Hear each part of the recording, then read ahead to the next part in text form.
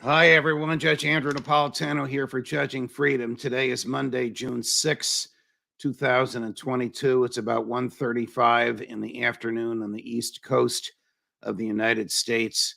We hear all kinds of noises coming out of Washington, D.C., that Republicans and Democrats are working together and making progress on some sort of federal regulation of guns.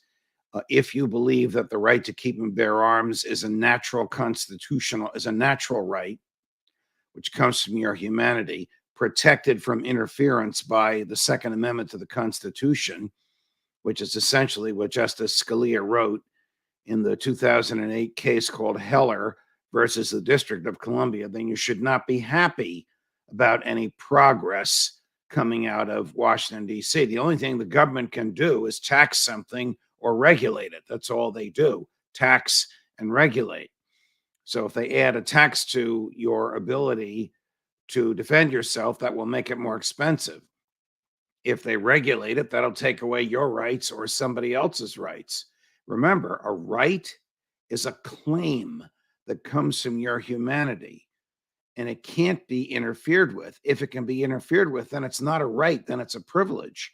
And once you start with allowing some interference, the camel's nose is under the tent, and soon the camel will be inside the tent because it will allow the government to treat a right as if it were a privilege. A privilege is an opportunity the government makes available. You have a privilege to drive your car on the government roadways. If you drive too fast too many times, they'll take the privilege away. If you get into too many accidents too many times, they'll take the privilege away. They own the roadway, and they can decide if you have the privilege to drive on it. That is nowhere near a right. A right is an absolute claim against the whole world. You have the right to live. You have the right to think as you wish, to say what you think, to publish what you say, to defend yourself. These are absolute rights. They are not privileges subject to government regulation.